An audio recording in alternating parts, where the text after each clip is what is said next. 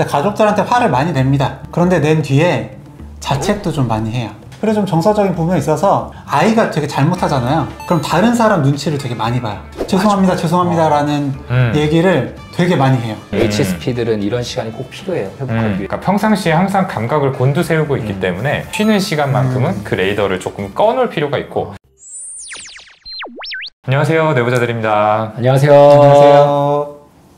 저희가 이제 본격적으로 이 HSP에 대해서 좀 다뤄보려고 합니다. 근데 이 HSP가 이제 현실 세계에도 많이 있지만 영화나 드라마 속 캐릭터에도 참 많이 등장을 하잖아요. 맞아요. 오늘은 어떤 식으로 좀 HSP가 영화 속 혹은 드라마 속에서 묘사가 되는지 HSP에 해당하는 캐릭터 그쵸. 4인을 뽑고 그 중에서 가장 예민하다고 할 수 있는 캐릭터는 누구인지. 짱구 엄마, 스카이캐슬의 한서진, 셜록 홈즈, 빈센트 반 고흐.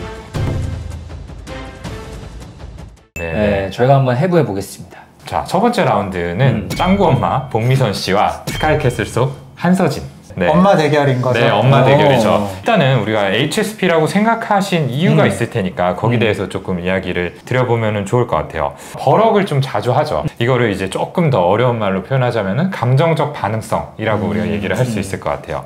그러니까 어떤 사건이 벌어졌을 때 거기에 대해서 조금 크게 감정 반응이 나타난다. 그리고 또 다양한 상황들, 뭐 집안일이나 이제 짱구 육아나 아니면 집안의 경제적 상황 이런 게 터질 때 뭔가 쉽게 하는 게 나오거든요. HSP들이 특징적으로 가진 똑같은 스트레스라도 더 민감하게 반응하는 거. 강렬하게. 그쵸. 네. 근데 이제 그 짱구 엄마 굉장히 민감하고 스트레스 받지만 예서가 책상 정리 안 할 때도 한서진 미칩니다. 딸이 이제 얘기를 따르지 않으면 격한 반응들이 나오나요? 그렇죠. 통제하려는 예, 그런 모습들이 좀 보이죠. 예서가 사실 공부 잘 하잖아요. 잘 하는데도 불구하고 성적이 잘 안 나오니까 이게 뭐니 예서야. 어떻게 이런 성적을 받아. 예서가 엄마 뭐 나도 나름대로 열심히 했는데 라고 그랬더니 우리는 완벽해야 된다고 했잖아. 이미 좋은 성적인데도 이 조금의 이제 부족한 걸 가지고 예민하게 받아들이는 게 있는 거죠. 자, 또 다른 특성 HSP로 볼 수 있는 부분들 어떤 게 있는지 좀 얘기를 해보죠. HSP들이 이제 보통 특징적으로 나타내는 모습 중에 하나가 이 공감 능력이잖아요. 다른 사람의 감정에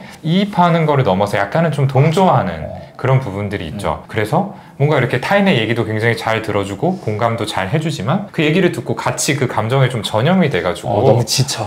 어떻게 이 짱구 엄마의 모습에서도 좀 이런 특성을 찾을 수 있을까요? 짱구 엄마가 제 가족들한테 화를 많이 냅니다. 그런데 낸 뒤에 자책도 좀 많이 해요. 엄마로서 이러면 안 됐는데 하면서 좀 그런 이제 후회하고. 그래서 좀 정서적인 부분에 있어서 아이가 되게 잘못하잖아요. 그럼 다른 사람 눈치를 되게 많이 봐요. 죄송합니다, 죄송합니다 라는 얘기를 되게 많이 해요. 그런 부분도 조금 민감한. 이 HSP인 분들 같은 경우에는 다른 사람들이 생각하지 않는 부분까지 조금 오버싱킹 한다라는 표현을 사용하잖아요. 다른 사람들은 애가 그냥 장난쳤네 이러고 지나갈 수 있는. 저 사람이 지금 저런 표정을 지었는데 어떤 의도를 가질까? 이런 것들을 조금 과하게 생각하는 거.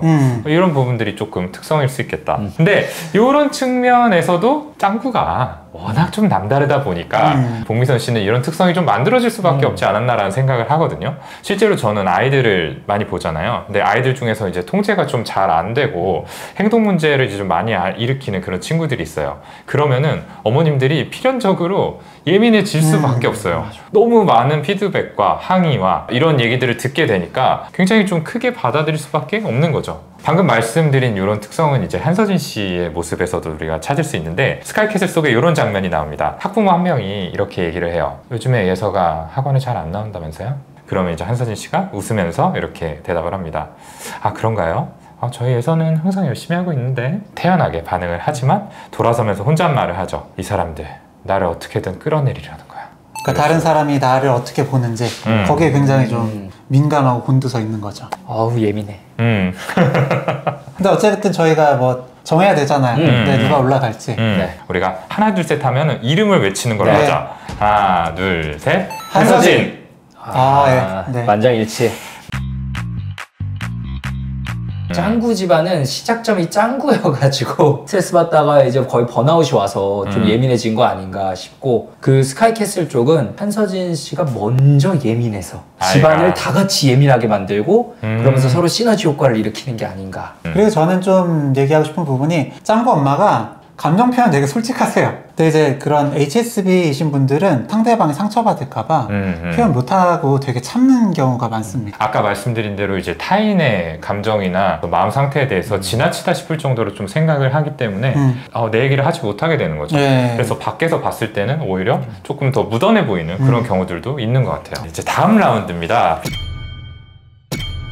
셜록 홈즈. 반대쪽은 빈센트 반 고흐. 되게 잘 뽑아주셨다는 생각이 들어요. 네. 자, 그러면 또 우리 한 번씩 얘기를 해볼까요? 일단 셜록은 그 자극들의 변화 하나하나에 굉장히 예민해요. 환경의 변화, 그 사람의 변화 이런 거에 되게 민감하거든요. 뭐 지나가는 사람의 뭔가 옷차림 속의 특성을 가지고서 착착착착 추리를 해나가는 그런 모습들, 이런 것들은 굉장히 예민한 관찰력이 없다면은 불가능한 모습이겠죠. 이게 HSP의 뭐 대표적 특징인 감각의 민감성을 딱 보여주는 부분이라고 할 수 있죠. 정서적으로 좀 민감한 부분도 있습니다. 뜻대로 안 될 때, 어떤 상황들, 어떤 추리나 이런 것들이 예상대로 흘러가지 않을 때 굉장히 좀 화를 냅니다. 내가 틀렸다라는 걸 받아들이지 못하는 건가요? 그렇죠. 예. 그리고 본인만의 시간을 필요로 한다, 이런 이제 특성도 있잖아요.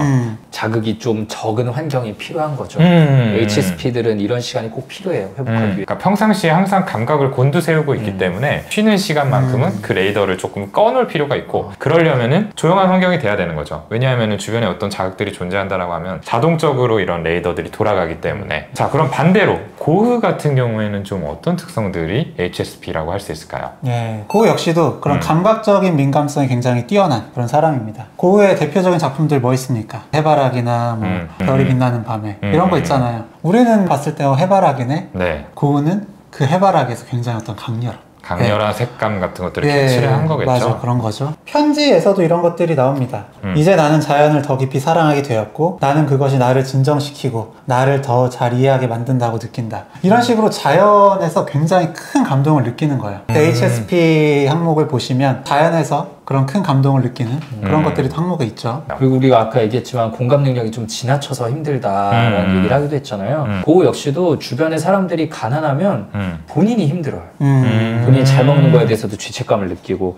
그래서 초기 작품이 이제 감자 먹는 사람들이 있거든요. 네, 이제 같이 지내는 사람들 그 어려움을 보면서 또 그냥 지나칠 수 없어서 그런 삶의 애환들을 담아내는데 좀 신경을 썼고. 마찬가지로 이제 고흐 같은 경우도 혼자만의 시간을 좀 필요로 했다라는 점이 셜록하고 또 닮아 있는 부분인데, 고흐 같은 경우는 혼자 있는 시간을 필요로 하면서도 끊임없이 누군가를 또 옆에 두고 싶어하고 연결되고 싶어했다라는 게 차이점인 것 같아요. 고흐는 좀 유기불안이 있었죠. 납니다. 맞아요. 편지 내용에 이렇게 있어요. 태호, 네가 없었다면 나는 이미 이 세상을 떠났을지도 모른다. 네, 너의 지지와 사랑이 나에게 얼마나 큰 힘이 되는지 모를 거야. 되게 감사하는 마음이기도 하지만 이런 내용이 계속 반복됐을 때 좀 부담스럽죠. 저는 그래서 이 부분 때문에 셜록보다는 반 고흐가 좀 이 HSP에서는 한 수 위가 아닌가. 둘 다 진짜 만만치 않은 것 같은데 어쨌든 우리 HSP가 엄청난 장점들을 가지고 있고 그 장점들이 대표적으로 드러나는 분야가 그냥 예술계잖아요. 네, 고흐는 그냥 증을 했다. 이 감각적인 예민함을 어떤 예술적인 작품들로 승화를 시킨 대표적인 사례다. 셜록하고는 확실히 결정적으로 다른 게, 셜록은 다른 사람의 감정이나 마음에 대해서 그렇게 감정적으로 이입을 해가지고 그것 때문에 내가 할 것들을 안 하고 억누르고 이런 모습들을 잘 보지는 못했던 것 같아요. 네, 관계에서 오는 그런 예민한 민감성이 좀 떨어지는 거죠. 공감 능력이 큰 어떤 HSP와는 조금 맞지 않는 부분이 있지 않나. 저는 그 부분에 대해서 약간은 다르게 느꼈던 게 우리가 셜록을 보면 굉장히 어쨌든 그 인간적인 매력을 느끼거든요. 근데 진짜로 하이 펑셔닝 소시오패스한테 우리가 그렇게 매력 느낄 수 없어요. 그러니까 그거는 저는 셜록이 사실은 핑계대는 거라고 생각을 합니다. 셜록이 사실은 다른 사람들에 대한 관심이 많고 약간 따뜻한 게 있는데 얘가 머리가 너무 좋고 자기 직업상 그런 거 드러내면은 약점 잡힌다는 걸 아는 거야. 그리고 감정을 가지면 또 본인에게 어쨌든 이 논리적인 사고를 이끌어 나가는데 방해가 된다고 생각을 해서 최선을 다해서 그런 것들을 디나이얼하고 누르고 있지 않나. 그래서 스스로 소시오패스라고 얘기하는 것 자체가 그 디나이얼의 증거일 거고 방어다. 실제로는 타인에 대해서도 엄청나게 생각을 많이 하지 않을까. 네. 그래서 셜록 올리나요? 아니요. 자, 어쨌든 또 이번 라운드의 승자는 누구인지 하나, 둘, 셋. 반 고흐. 방어라고 할지라도 잘 숨겼다라고 하는 부분들이 예민한 기질이 조금 덜 하기 때문이지 않을까.